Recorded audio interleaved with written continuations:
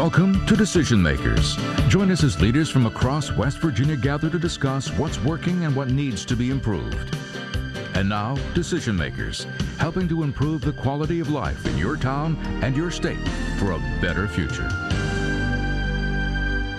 Good morning and welcome to Decision Makers. Now, before we get started, remember you can go to your statejournal.com or the website of your favorite West Virginia media station and click on Decision Makers, the Decision Makers tab. We've got some new stuff online and I think you're really going to like it, so check us out. In a minute, we're going to head down to the coal fields to talk to Don Blankenship, the Massey Energy CEO, about how coal, that once stodgy industry, has become a hot global commodity. Now, the chairman doesn't hold back. I think you're going to want to hear what he has to say. But first, there's been plenty of headlines this week about the pastor at Barack Obama's church, Jeremiah Wright. He made some, what some are saying are divisive comments about America. And we've got Pastor Reverend Matthew Watts, pastor of the Grace Bible Baptist Church, here to help us sort of sort some of this stuff out. Again, Matthew Watts, thanks for being with us. Thanks for having me. Listen, I want to get your impressions. Earlier in the week, you saw Barack Obama. How did he do in West Virginia? Fantastic. I think that he was his normal, eloquent, articulate, motivational self, and he had a very strong message. You know, I have never heard anyone speak better and more inspiring than he does. And I do think he is the one man that probably is sending fear throughout the Republican Party and throughout this nation in terms of he is maybe unstoppable as far as being the next president of the United States. Well, he's certainly a formidable candidate, and he has a unique skill set in terms of a very disciplined mind and an orator's voice and a legal mind in terms to lay out cases and his points in a very legal, sequential way that makes it easier for people to follow. And then he has an inspirational component that lifts the spirit. You know, as he starts to become the front runner in this thing, and I think that happened about 2 or 3 weeks ago, one of the things that started happening is you had the Clinton campaign and the McCain campaigns. They're starting to take shots at him. Sure. And the media, he went from being the darling of the media to almost the target of the media. And it seems to me, and I've listened to this debate, and I really want to see what you have to say. There's been a very concerted and concentrated effort to try to discredit him through his pastor. And I don't understand that, because I've had pastors that have said a lot of things I don't agree with, and I don't understand how they're trying to tag Senator Obama with all that Pastor Wright said. Well, I think that he's become so strong and his candidacy has been so unique in terms of he bypassed pretty much the machinery and the apparatus of the Democratic Party, went straight to the people, created this groundswell of support from rank and file people in the nation. And so now there's an attempt to derail him, to diminish his stature in the eyes of the American people.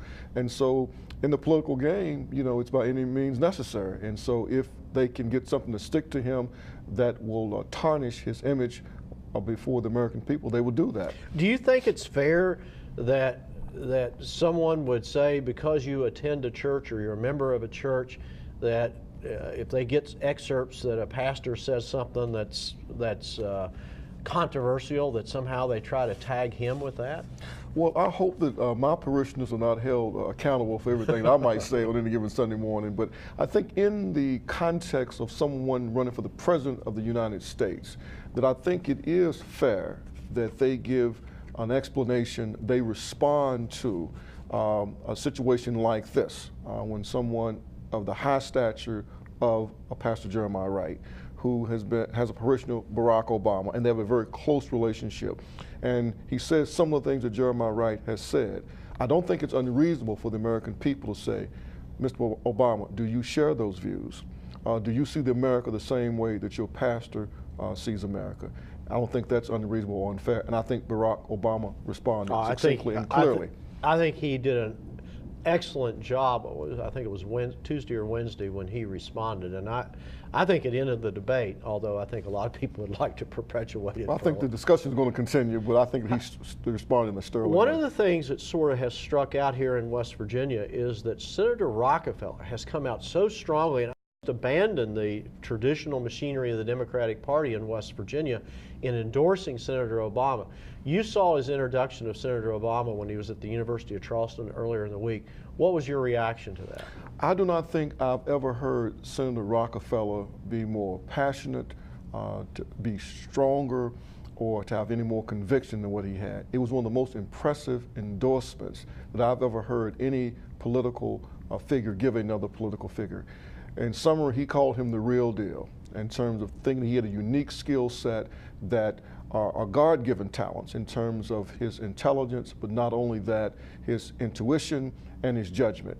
And that he really believes that Obama is the person in the race that is the most qualified in terms of having the skills and the temperament to be president. It was very strong. Do you think Senator Obama can make a good, respectful showing here in West Virginia? All the polls, and we're going to have Mark Blankenship on here later in the show, who's a pollster, and tell us what it said, what all these polls say. But do you think he can make a run at Hillary in West Virginia? Yes, I think he will have a strong showing. I think that there's a lot of enthusiasm, particularly among younger people that are supporting him around the country. I think that Senator Rockefeller's endorsement, Congressman Ray Hall's endorsement in the southern part of the county around the Beckley area, and I think it will help him make a very, very strong showing here.